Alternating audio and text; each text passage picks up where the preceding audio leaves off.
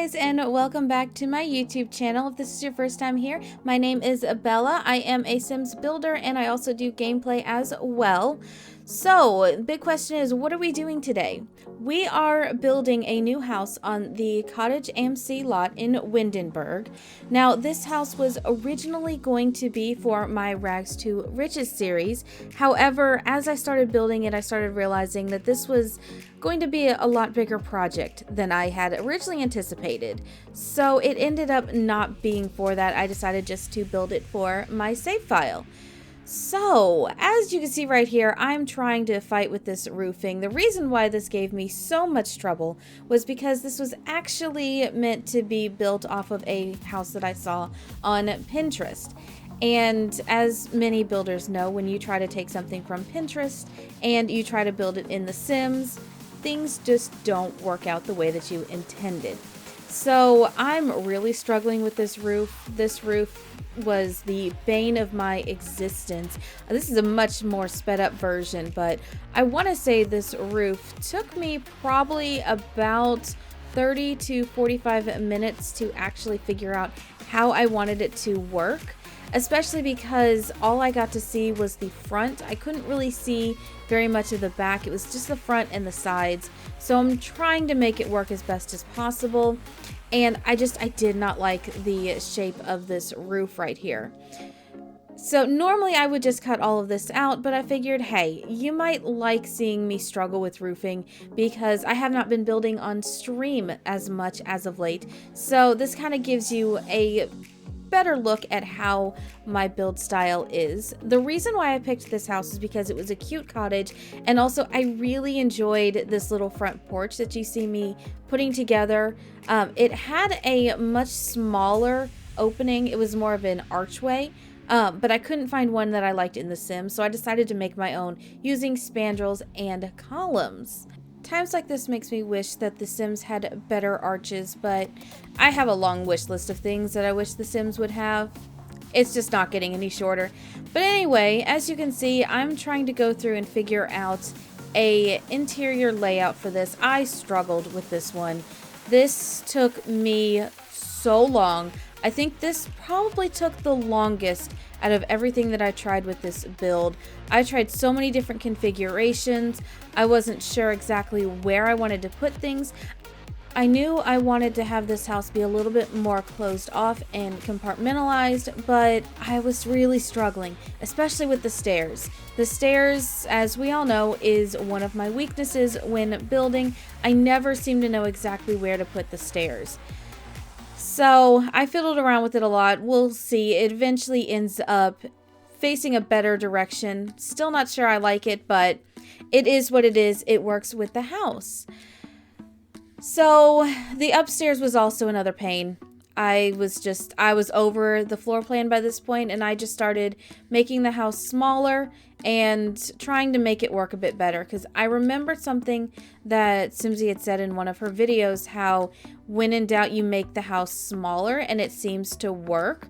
So figured that should work for this one, and surprisingly it did. So hey, if it works, right? And I think I actually with that figured out the bottom layout. It's been over 2 months since I built this house, so kind of going off the fly here. I don't really remember what I was thinking. I do remember right here though that I was trying to add a bathroom. I was trying to figure out where to put the master bedroom, and it just didn't feel right to me. So I was trying maybe diagonal walls, things like that, and I was thinking maybe do closets, anything to make the house work. But I hated everything that I tried to do with it, and it annoyed me so much. I also wanted to do something a little bit less traditional instead of it being very boxy, but the more I tried to do things, the more I just got irritated and said, you know what, this just isn't working.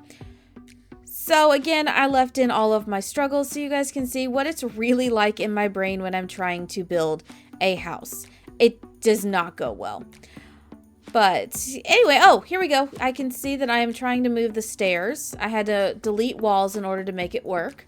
But with this made it a lot easier, because then I could put a bathroom directly behind the stairs versus in front like I was trying to do when it was facing the other way. I got 2 of the bedrooms mostly figured out, and I wanted to do 3 bedrooms, but 3 bedrooms just was not going to fit upstairs. There was nothing I could do to try to make it work, and this 3rd bedroom that I made actually ended up being too small for me to feel comfortable with it. So you'll see I turned that into an office later on. And yes, for once, I actually put lights in before I started doing any of the decorating. Yay for that. Very different from how I normally build. I did use cottage living lights at first, and you'll see I'm using chandeliers all over the place rather than the little pot lights that you can use from base game. But the more I put them in there, the more I was thinking it would be really great to do a get together and base game only house. It's very rare for me to build with just 1 pack. So I figured, why not give it a try and limit myself to just the pack and base game, similar to how EA does it. However, I'm hoping that my version of this lot is going to be a little bit cuter than what we had originally on it. Now for the windows, I really love the ones with the shutters on it that have the little star inlay. I absolutely adore those. I use those in almost all my cottage builds. That was my go-to before we got cottage living.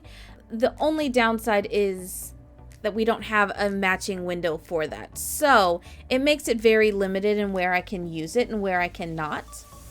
But the basic square windows from Get Together do get the job done. And there is a little bit more of a variety, so they all look like they kind of go together.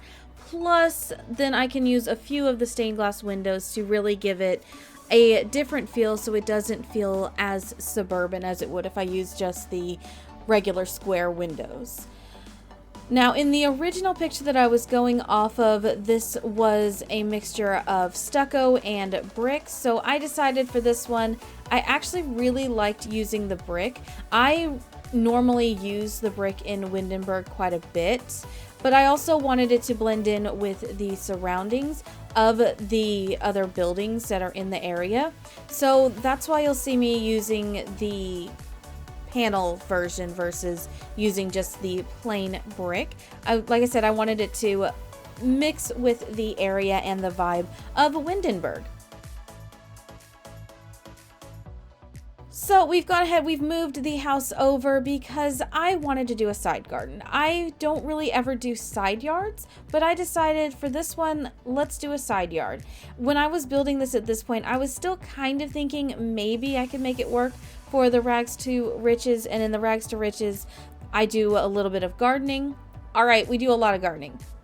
It is what it is. But at some point, and I don't remember when that was, I did look to see how much this lot was costing, and I realized very quickly that it was not going to be something that I could use for the Rags to Riches. Maybe in a later on down the road, but definitely I didn't think that this was going to be right for Keegan specifically. So the pathing on the front of the house was a nightmare. I went through multiple different versions of how I wanted that to look before I decided on using terrain paint versus using actual flooring, which is a trick that I like to do in some of my builds when I'm trying to build a specific path style. And inside, this is going to be a little bit more traditional because I wanted it to feel like it was very slightly renovated, but mostly original to the house. When I do traditional flooring, though, it means that I have a really hard time struggling trying to figure out what type of flooring I'm going to use. Naturally, it's going to be hardwood, but I'm not entirely sure usually about the color of the hardwood. And this hardwood that I picked is one that I kind of default to if I'm looking for a darker one. I didn't want it to blend in with the paneling on the walls, but I figured this wainscoting was a little bit lighter, so it was a little bit better of a contrast. But once I changed all the windows to a brown, it really came together. There is always going to be a safety first with the stairs, even though they do clip into the windows. And we know Sims do not use stair railings or care about anything safety related. but I still wanted to use them because I like how they look, and it would have felt just really weird to not use them at all. I stand by my statement of we need better stair railings and we need better fences within The Sims. Sometimes they just don't fit the vibe that you're going for. Or just update some of the swatches. Anything would make these look a little bit better. So let's go ahead and move on to the kitchen. This is going to be more of a boxed in kitchen. I figured that at some point someone renovated it to add an archway instead of a closed door in between the two areas. The dining room is tucked off behind the kitchen. I just thought it was a little bit of a better placement, and I kind of thought maybe that at some point there were pocket doors there. Unfortunately, we don't really have good pocket doors within The Sims. We have sliding doors, which is about the closest that we're going to get. Doesn't fit for what I was going for though. And once again, windows are the bane of my existence within The Sims.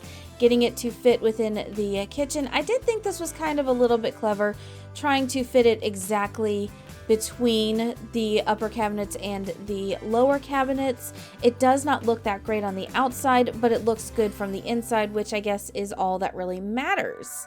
The dining room was a little bit tricky to figure out what type of table to put in there. I did, however, go with a 4-seater because trying to put more in there just didn't fit, and I still wanted it to be functional. So we just left it at that and moved on to the bedrooms. Now, all of the bedrooms are going to have the exact same bed. It is the base game Princess Cordelia bed, and I just changed the swatches of each of them to give it a little bit of a difference in the look, but they're all similar enough to where you could use this as like a Airbnb style vacation home, anything like that.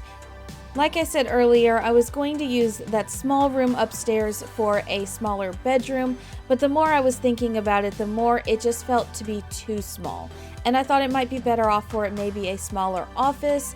It just didn't feel right to use it for a bedroom for this particular house. I did have a spur-of-the-moment decision to change the chairs in the dining room to match the chair in the office upstairs. However, in the dining room, I did make them a little bit more neutral, so that way you could put more color in with plants or decorations, that sort of thing.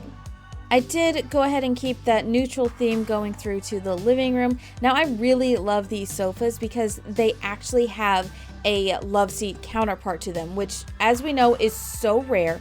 So I try to use ones that have counterparts every chance that I get.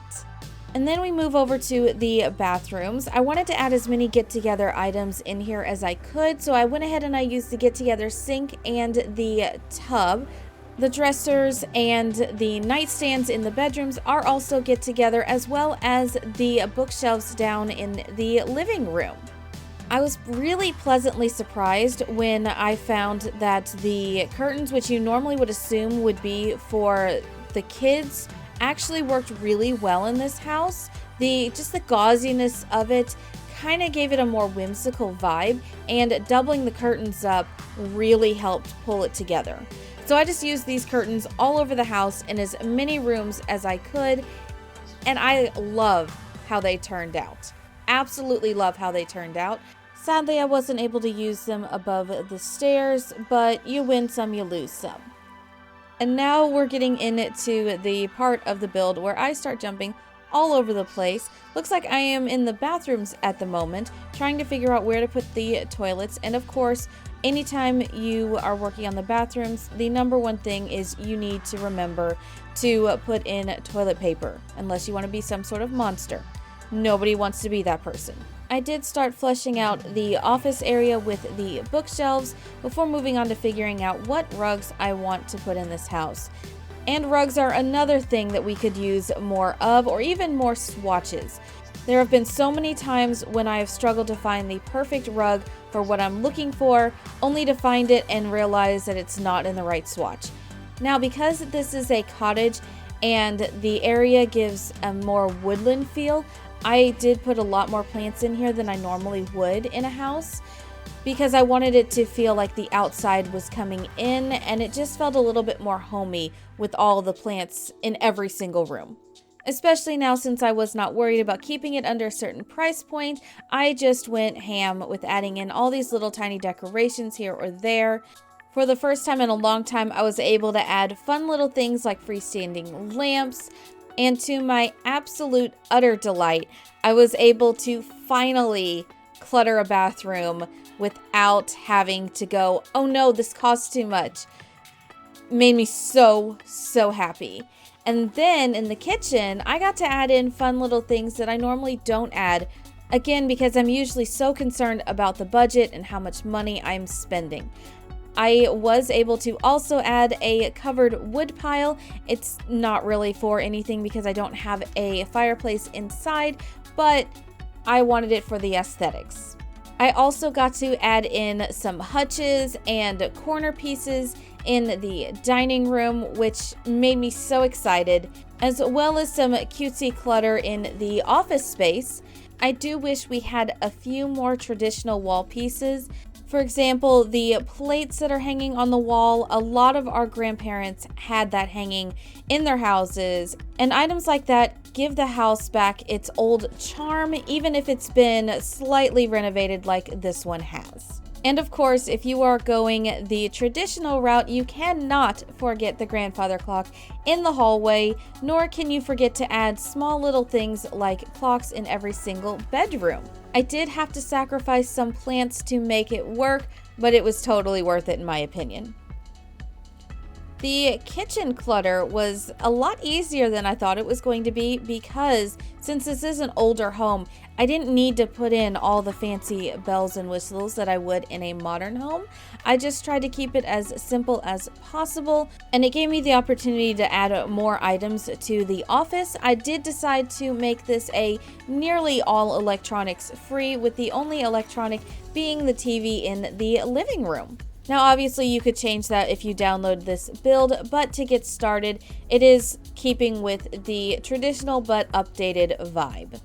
Now I've said for a while that The Sims is severely lacking when it comes to the more older traditional side of building. They seem to be focused a lot on modern or cottagey type builds. I really enjoy building more traditional style things, so it'd be nice if we had a little bit more variety of items to choose, specifically things like paintings, wall decor, items that give the house a little bit more of a homier feel, but not so much a cottagey feel. By this point, I had finally made it outside, and I just started throwing down items that I potentially wanted to use. Originally, I was going to have a small section of this yard be a garden, maybe a small seating area. I wasn't entirely sure, but the more I looked at it and the more I moved things around, the more I just decided, well, let's just make an entire half of it be a garden. That kept more with the cottage vibe. And we all know I really like things to be symmetrical, so it helped with that aspect because the fence that's currently there did not keep it balanced in any way, shape, or form. And even though I started placing items on the other side of the yard, it really just did not look right to me. I tried expanding it. I tried decorating the fence with a birdhouse. None of it looked right. So I just took that fence out and I adjusted the terrain paint to where it is now rows where you can plant and walk between them.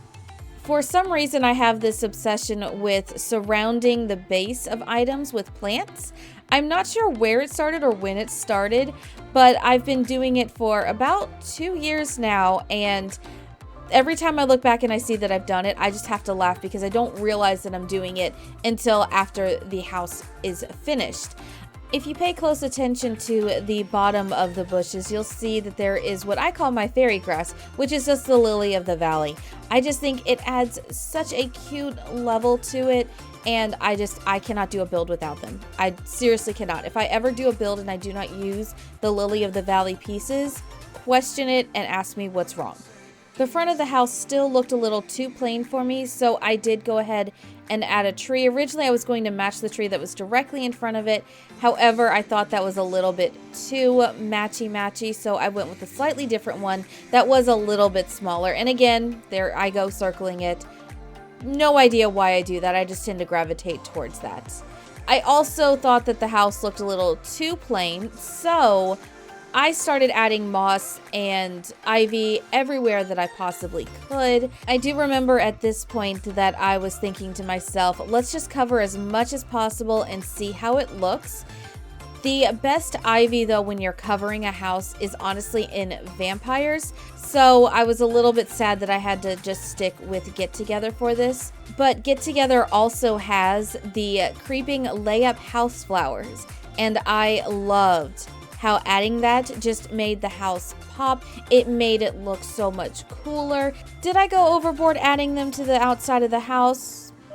Probably, but I'm not going to complain about it because I really like how the outside of this house turned out. Overall, I am really happy with how this build turned out. I don't know if I would ever use it in any of my personal Let's Plays, but this is definitely one for the save file. And if you enjoyed this video, please leave me a comment in the comment section down below. Let me know what you would like to see me build next. Is there a specific world you want me to focus on? And if you have not already, please be sure to give this video a big thumbs up. And if you are new, hit that subscribe button as well as the notification bell so you never miss any of my videos. And I will see you guys all in the next one. Bye!